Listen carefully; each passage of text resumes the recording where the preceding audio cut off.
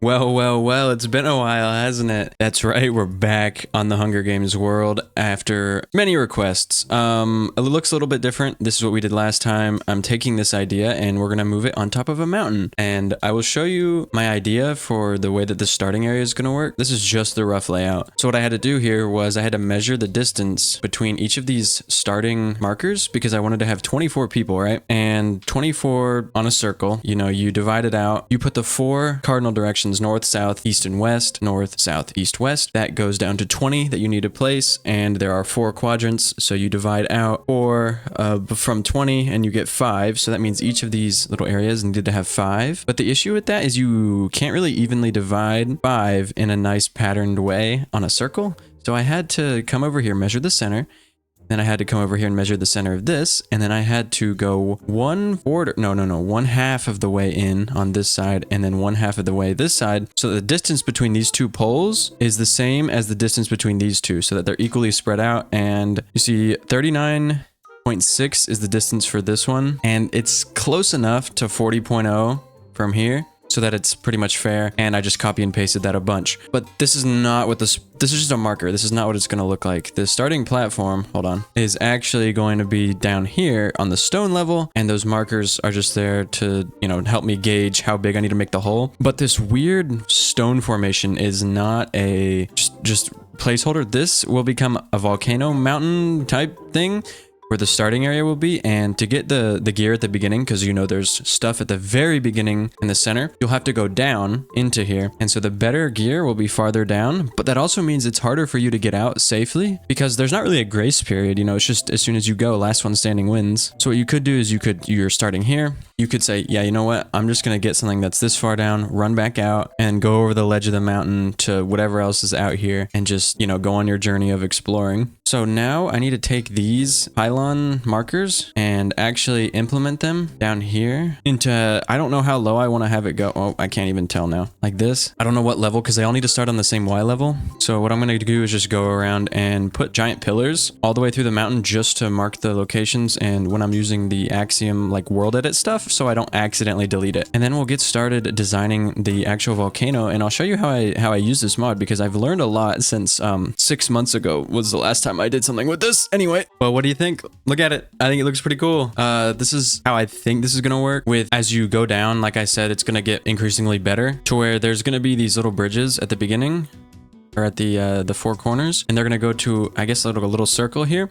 And it's gonna have the best stuff in it, but there's only 4 entrances, so I'm gonna put maybe some like almost the best stuff on these edges here, so that the people over there, if they get here, they can either risk their almost good stuff over there or go for the best stuff over here, if that makes sense. And this can give me my first little challenge of decorating something. So I do need to make all of this not stone, probably at least move these pillars down, but the problem is when I go to like smooth something, these pillars just get destroyed. Like if I go to smooth this, right, and I come up on that pillar, it just disappears. So these are the most of the tools, like if I need to smooth all this, that gets smooth, but I've already done that, so that's repetitive. And the issue down here, if I start to do it with the lava, you can see what happens. You see that? How it kind of pushes it up on the corners, and I don't really want that. So all the lava is manually drawn in with the freehand draw. You put a cylinder. Say I wanted to raise the lava level by 1 here. Put this on height 1. Probably would put this. Okay, you see that right there? And then we put this on the edge. Come on. Well, we can undo this. We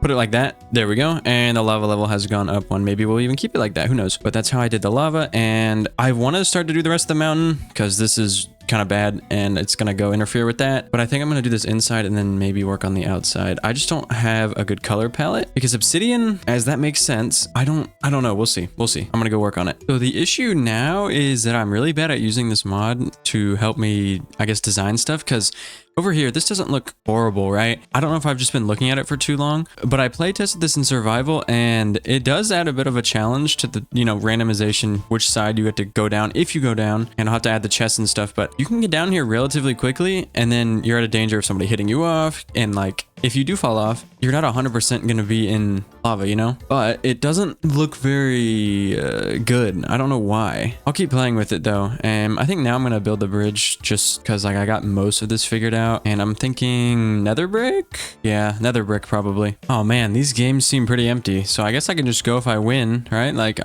Oh, well, that's really awkward. The TNT didn't go off. Hold on, hold on, hold on. Okay, take number 2. Let's replace this. Okay, ready? Oh man, oh man, oh man. Why is it not going off? Well, lesson here, kids, is don't use the smooth tool near your command blocks. Yeah, that's why.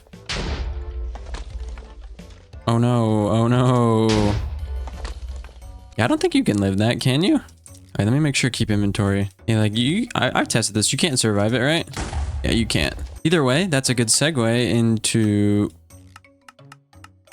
let me show you what we're going to end the day on. So I know that looks like some secret council up there that's going to like rain down destruction upon you, but it's just placeholders in case I do manage to mess up any of this ring here. So I went ahead and put all 12 colors in because, you know, there's 2 members for each district. Unfortunately, someone has to be the brown district. We're not going to talk about that one though. So we have red, you know, orange. This orange, thankfully, is so dissimilar from this orange that even by glancing at it, you can't get them confused. But as our eyes go down here, you'll notice I've added something. So this is the center of the arena. This is just the very center. So these chests will have the items that are better than all the other items out here. Like, let's say, you know, I place a chest here. The items in here are going to be less as valuable as the items over there. But to balance out the sides, I might put better items like here, just in case they sprint down and they realize they have to go over a few blocks. But that's not really, balancing isn't really my idea right now. It's more building. So there we go. We have this. And if we come over to the back, I can show you how it's going to look around the outside. So ignore the sand part. Just pay attention to the grass part pretty much and up. If I show you all of the testing that went on to get this,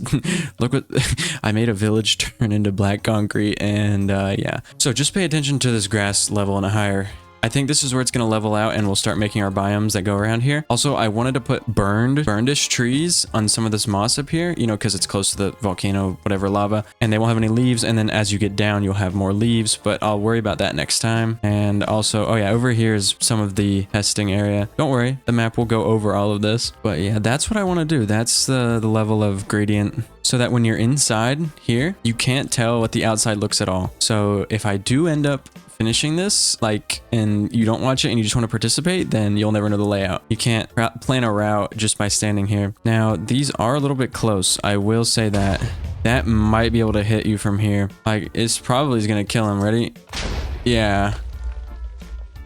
Anyway, I think this looks pretty cool. Let's see how it looks with shaders, and then that will be all for this episode that was very close to the last one if you have seen it. I'm using different shaders, BSL for this one. Interesting.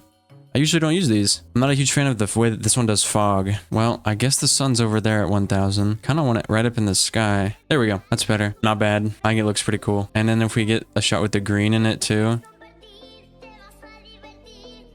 Oh yeah, this is turning out really cool. Went from that prototype to this. This is most likely going to be the final form. But that's all that I want to do today. So let's see. Yep. Hope you have enjoyed this wonderful video. And I'll catch you in the next one that will not be in 6 months, I promise.